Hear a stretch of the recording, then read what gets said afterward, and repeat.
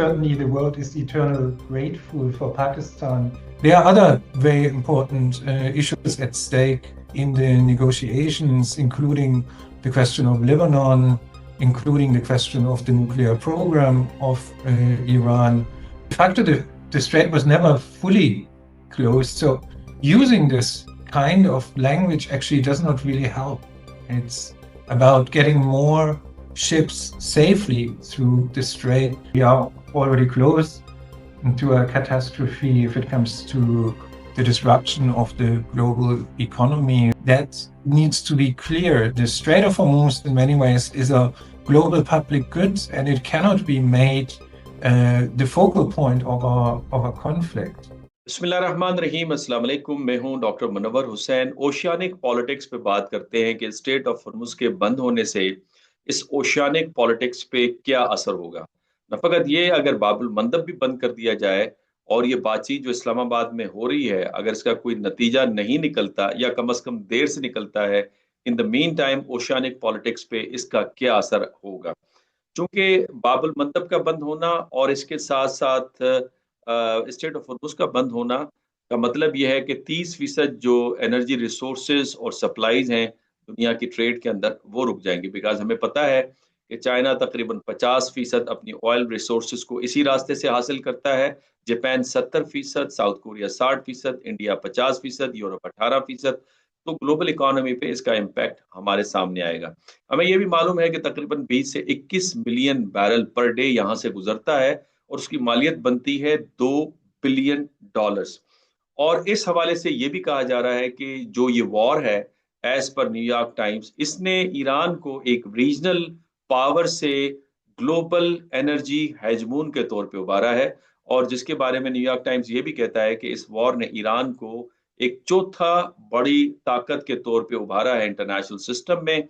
और उनका ये ख्याल है कि ये ईरान बिल्कुल इसी तरह है, 3 ममालिक की तरह, जिसमें यूएस, चाइना और रशिया है, कि वो अपने फैसले खुद करता है, बाहर से किसी के ऊपर किसी से इन्फ्लुएंस नहीं लेता। अगर ईरान $1 बिलियन भी चार्ज करता है, बिकॉज $2 मिलियन की बात की जा रही है कि 1 मिलियन वो ओमान को शेयर करेंगे और $1 मिलियन वो अपने पास रखेंगे। अगर $1 मिलियन भी वो चार्ज करता है तो इस सूरत में तकरीबन 90 से $120 बिलियन सालाना बनते हैं। और इस जंग के अंदर जो एसेट्स का नुकसान हुआ ईरान का, उसका तखमीना तकरीबन 80 से $120 बिलियन लगाया जा रहा है। तो ईरान खती रकम कमा सकता है। ये तो एक साल में अपने नुकसानात को पूरा कर सकता है, इसके आगे भी वो जा सकता है। तो लिहाजा जो ईरान है के बारे में जो जेबी मॉर्गन की रिपोर्ट है, ये कि ईरान स्ट्रेट ऑफ हॉर्मुज को इस्तेमाल कर सकता है अपनी इकोनॉमिक पावर को इन्हांस करने के हवाले से। दूसरी तरफ जेरूशलम पोस्ट जो है वो ये खबर दे रही है कि ईयू की जो पोजीशन है ईरान वॉर के ऊपर, उसने इजराइल को कमजोर किया है और ईरान को इम्बोल्डन किया है। जबकि गार्डियन ये रिपोर्ट दे रहा है कि ईरान की जंग की वजह से यूरोप अमेरिका के चुंगल से या तसल्लुत से आजाद हुआ है। आपको याद होगा कि प्रेसिडेंट मैक्रोन ने विजिट पे किया साउथ कोरिया का, और जहां वहां पे एक यूनिवर्सिटी में खिताब करते हुए उन्होंने कहा कि हम तीसरा रास्ता अख्तियार करेंगे और तीसरे रास्ते पर चलने के लिए साउथ कोरिया, जापान, ऑस्ट्रेलिया को भी दावत दी कि आप भी इसका हिस्सा बने। जिसके बारे में मैं कहता हूं कि यूरोप एक थर्ड पोल के सतह के ऊपर उभरते हुए हमें नजर आ रहा है। तो लिहाजा ये बड़ी इंपॉर्टेंट है। अब जो सवालात मैं पूछना चाहूंगा, आज के जो हमारे मेहमान हैं वो डेनमार्क से हमें ज्वाइन करेंगे, कोपेनहेगन यूनिवर्सिटी के अंदर वो सर्व करते हैं, मैरीटाइम पॉलिटिक्स और ओशियानिक पॉलिटिक्स के एक्सपर्ट हैं, पॉलिटिकल एनालिस्ट हैं। उनका नाम है क्रिस्टाइन बारल, और उनसे हम पूछेंगे कि वो इस सारी डेवलपमेंट को कैसे देखते हैं, स्पेशली जो इस्लामाबाद के अंदर बातचीत चल रही है उसे डेनमार्क किस निगाह से देख रहा है, और स्टेट ऑफ हॉर्मुज जो है उसकी सिग्निफिकेंस ओशियानिक पॉलिटिक्स के अंदर क्या है। ओशियानिक पॉलिटिक्स की अहमियत बढ़ती जा रही है इस ईरान जंग की वजह से। तो आने वाले दिनों में वो इस पॉलिटिक्स के बारे में क्या प्रिडिक्शन दे सकते हैं, और खुदा न खास्ता अगर ये बातचीत नाकाम होती है तो उस सूरत के अंदर डेफिनेटली स्ट्रेट ऑफ हॉर्मुज और बाबुल मंदब बंद कर दिए जाएंगे। तो ग्लोबल इकोनॉमी में इसके असरात क्या होंगे, और अगर ये कामयाब भी होती है तो फ्यूचर प्रॉस्पेक्ट्स क्या हैं और चैलेंजेस क्या हैं स्टेट ऑफ हॉर्मुज और बाबुल मंदब और दूसरे चोक्स के हवाले से। तो हम सुनते हैं क्रिस्टाइन बारल को। आइए देखते हैं कि वो इस पे क्या फरमाते हैं। Christine Barrel, thank you very much for your time for our show. My first question is, how does Denmark see the development which is going on in Islamabad between US and Iran? First of all, certainly the world is eternally grateful for Pakistan to act as a facilitator of these very, very important negotiations. Tomorrow will make the start of the negotiation process, and an agreement will be relatively difficult to reach. On the other side, it's also clear that further escalation needs to be avoided by all costs.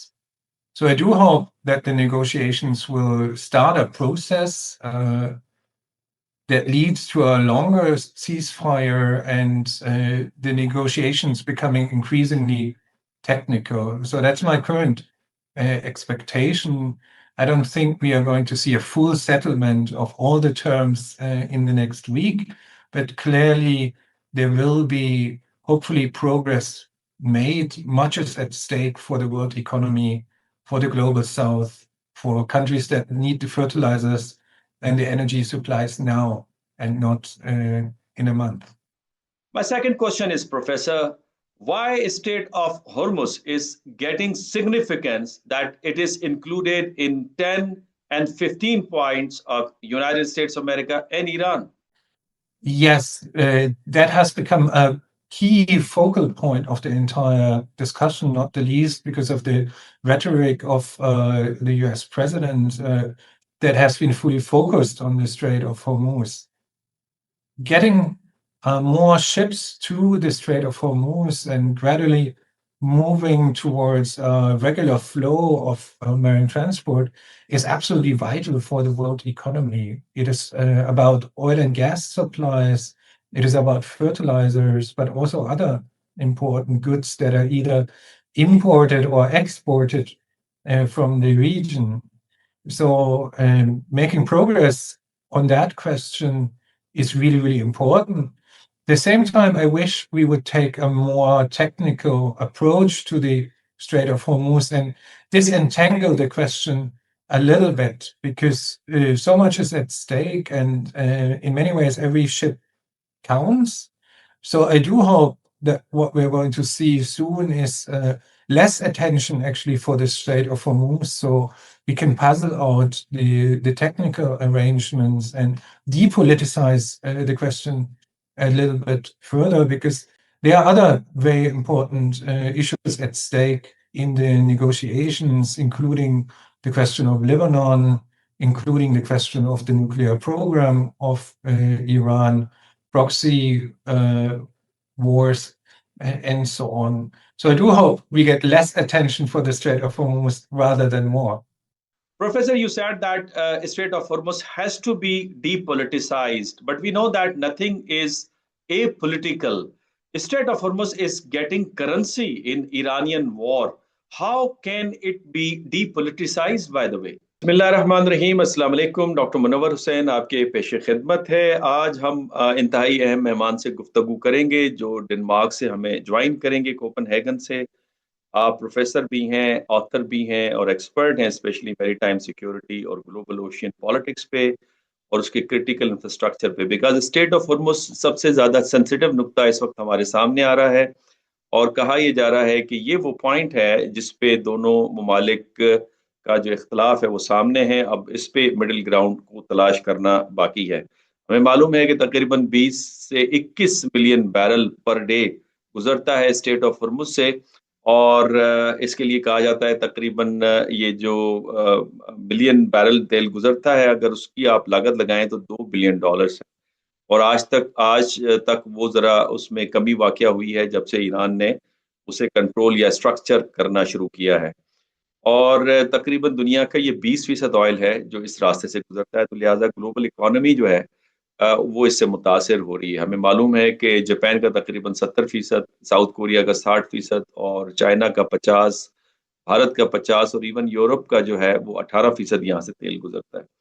इन सारे सवालात के जवाब लेंगे कि ये जो तेल गुजरता है इसको किस तरह से ऑपरेट किया जा सकता है, वो इस सारी डेवलपमेंट को किस निगाह से देखते हैं, और जो सिग्निफिकेंट ये इशू है स्पेशली इस्लामाबाद के अंदर बातचीत का, उसका आप इनको क्या एक्सपेक्टेशंस हैं कि वो हल होगा या उसकी कौन सी सूरत निकल सकती है, और अगर ये चोक पॉइंट्स जो हैं जिसमें state fact that the strait was never fully closed. So using this kind of language actually does not really help. It's about getting more ships safely through the strait. It's not like opening or closing a door or something like that. The maritime transport world doesn't work like that, unfortunately.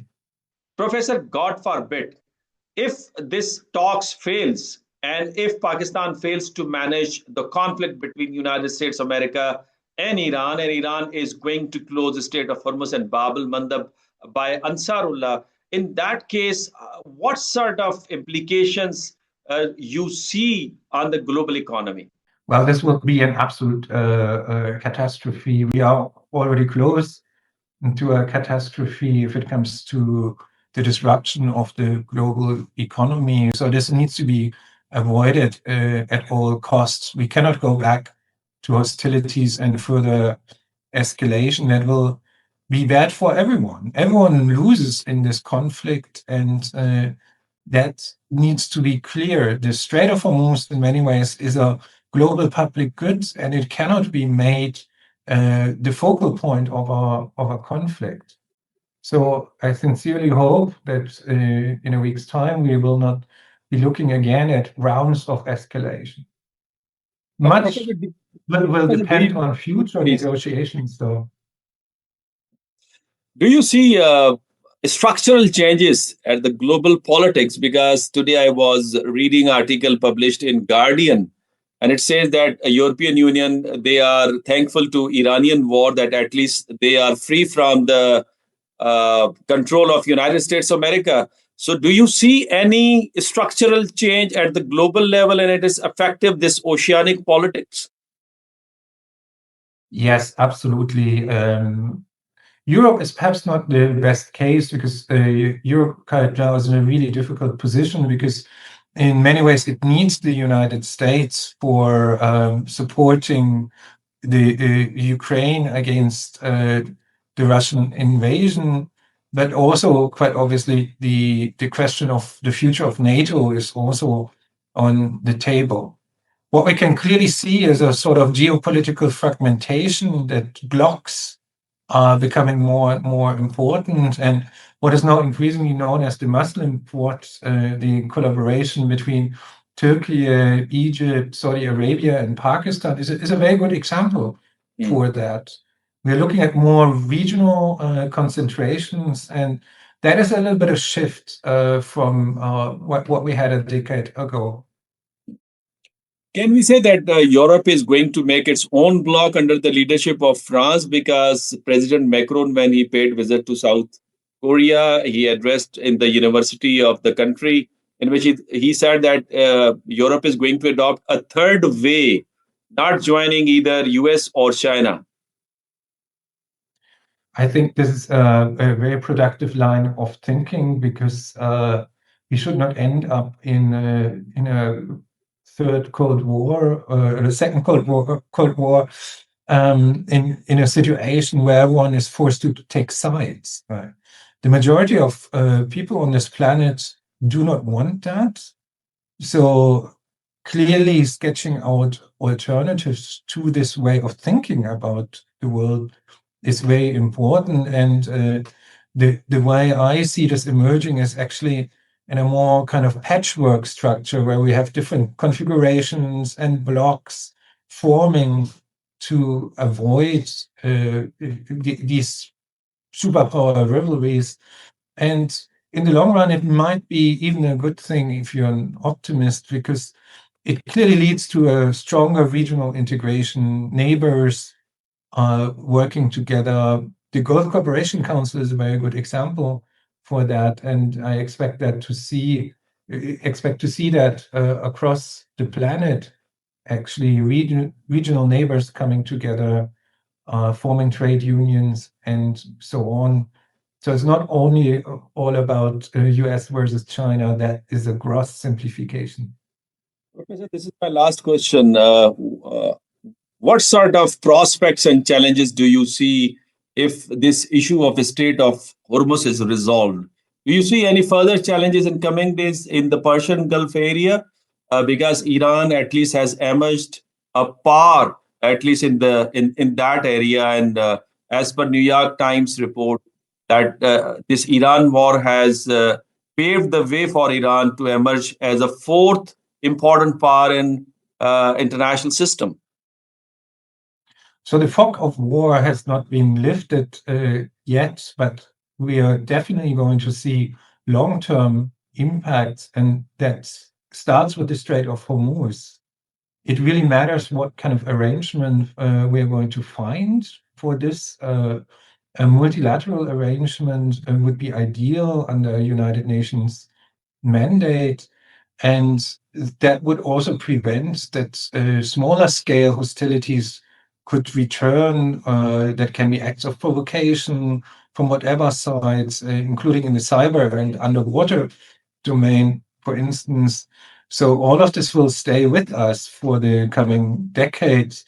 And the current crisis is really a turning point in many ways, not only for the Middle Eastern region and the Indian Ocean, but much more globally as well.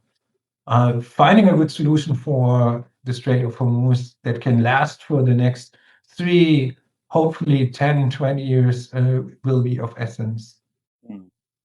Professor Kestein Bugor, thank you very much for your time and sharing your analysis regarding a very important issue, which is very much related with the global economy and lives and livelihood of the global village indeed. Thank you very much once again. Thank you.